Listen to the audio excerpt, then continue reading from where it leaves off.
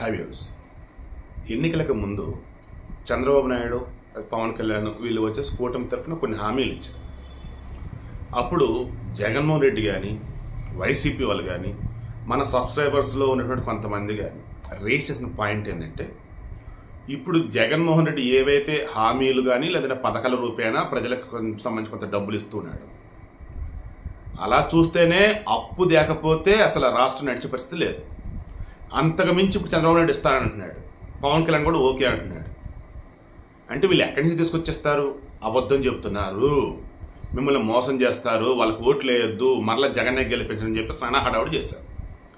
ఆ మూట్లో నేను ఓపెన్గానే చెప్పాను, చంద్రబాబు నాయుడు అనే వ్యక్తి సంపద సృష్టించి దానిని అభివృద్ధికి వాడతాడు, ఇటు సంక్షేమానికి వాడతాడు. కావాలంటే ఆయన గతం చెక్ చేసుకోండి అన్న. ఇదిగో ఇప్పుడు అదే కనిపించింది. ఏంటది? కంపెనీలు ఆంధ్రప్రదేశ్కి ఏ రకంగా వస్తున్నాయండి? సింపుల్గా చెప్పాలంటే గతంలో ఈజ్ ఆఫ్ డూయింగ్ అని ఉండేది, ఇప్పుడు స్పీడ్ ఆఫ్ డూయింగ్. గతంలో పెట్టుబడుల్ని వెల్కమ్ చెప్పడం కావచ్చు, ఏదైనా పనులకు సంబంధించి చూసుకున్నా వేరే వాళ్ళు వచ్చినా కానీ ఎలా ఉంది అక్కడ ఏంటన్నప్పుడు చాలా బాగుందిరా ఏపీ అన్నట్టు. ఇప్పుడు చంద్రబాబు ముఖ్యమంత్రి అయ్యి హార్డ్లీ 2 months కంప్లీట్ అవుతున్నాయి. ఇంకా ఈలోపు ఏమైంది? ఎంత ఫాస్ట్ అప్ చేస్తున్నారు.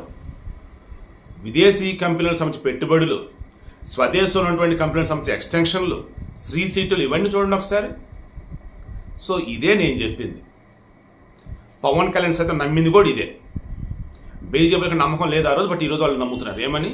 చంద్రబాబు నాయుడు మామూలుడు కాదు, భవిష్యత్తును ముందే ఊహిస్తాడు. ఆయన తగ్గట్టుగా మనకన్నా సహకారం అందిస్తే ఇంక ఏపీ దూసుకుపోయింది అన్నది వాళ్ళు తెలుసుకున్నారు. మీకు అర్థమైంది ఇప్పుడు ఎందుకు అంత కాన్ఫిడెంట్ నేను చెప్పున్నాను. రేపు హామీలకు సంబంధించినటువంటి లోటు రానివ్వరు, వీళ్ళు అమలుపరుస్తారని. ఇమీడియట్గా మెగా డిఎస్సికి సంబంధించిన నోటిఫికేషన్ ఇచ్చారు. తర్వాత పింఛన్లు పెంపు చేసి ఫస్ట్ మంత్లో ఇచ్చున్నారు. లాస్ట్ 3 monthsకి సంబంధించి అదంతా కూడా కల్పించిన 7,000 రూపాయలు. తర్వాత వచ్చేసి అన్న క్యాంటీన్లు ఓపెన్ చేశారు. తర్వాత ల్యాండ్ టైటిలింగ్ అట్లా రద్దు చేశారు. ఇంకా కొంతమంది మూర్ఖంగా ఫూలిష్గా వైసీపీ బానిసలు కామెంట్లో పెడుతున్నారు, మీరు సూపర్ 6 పథకాల గురించి మాట్లాడరని. జగన్మోహన్ రెడ్డి అధికారంలోకి వచ్చి 5 ఏళ్ళు కంప్లీట్ అయినా సరే హామీలు అమర్చుకోవడంలో ఉన్నాడు. చంద్రబాబు నాయుడు కనీసం 1 year కూడా కాల అమలుపరచాలి. అప్పులు కుప్పం చేశాడు జగన్మోహన్ రెడ్డి, అస్తవ్యస్తం చేశాడు, కుక్కలు చింపుడు ఇస్తరాకం చేశాడు. అన్ని సెటిల్ చేసుకోవాలి కదా. 1 by 1 వెళ్తున్నారు. ఇంకేమేమో చేయాలండి? తల్లికి వందనం చెప్పేసి ఆ డబ్బులు ఏవో ఉన్నాయి కదా, అదొకటి. ఉచిత బస్సు అండ్ సిలిండర్ సంబంధించి మరి ఇస్తున్నారో నాకు ఐడియా లేదు. ఇవి తప్ప ఆల్మోస్ట్ అన్ని కంప్లీట్ అయినది. ఒకసారి చెక్ చేసుకోండి. ఇళ్ళకి సంబంధించి కూడా ఆల్రెడీ కట్టుకోవాల్సిన వాళ్ళకి 6,000 అప్లికేషన్స్ మొత్తం అవైలబుల్ ఉన్నది. ఒకసారి చెక్ చేయండి. మీరు ఇంకా వైసీపీ ట్రాప్లో ఉండకండి. అదొక అంటు రోగం, అదొక మానసిక రోగం, అదొక దరిద్రం. ముందు దాని నుంచి బయటపడండి. నేను టీడీపీని సపోర్ట్ చేయమని, పవన్ కళ్యాణ్ సపోర్ట్ చేయమని అనట్లా.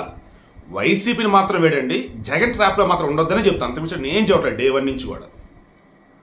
సో ఒక్క మొక్క చెప్పి క్లోజ్ చేస్తా. అభివృద్ధి చేసి మనిషి డబ్బులు ఇస్తాడన్న దానికి ఎగ్జాంపుల్గా ఆల్రెడీ మొన్న చెప్పుకుంటొచ్చు, ఇప్పుడు కూడా చెప్తున్నాను కదా.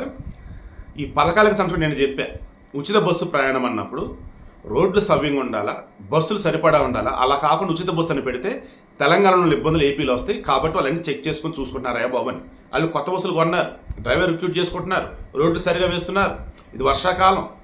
సో మహా అయితే రేపు సెప్టెంబర్, అక్టోబర్ వరకు పట్టొచ్చు. అన్ని సవ్యంగా ఉన్నాక అమలు పరుస్తారు. లాస్ట్ బట్ నాట్ లీస్ట్ మీకు విజయవాడ బస్ స్టాండ్ ఎగ్జాంపుల్ చెప్తాను. ఒకప్పుడు విజయవాడ బస్ స్టాండ్లో బ్రహ్మాండంగా చిన్న మినీ థియేటర్లు ఉండేవండి. అండ్ పిల్లలు ఆడుకోవడానికి ఫ్రీగా ప్లే ఏరియా, గేమ్ జోన్ అంటూ ఉండేదండి. అండ్ పెద్ద పెద్ద డిస్ప్లే బోర్డులు ఉండేవి.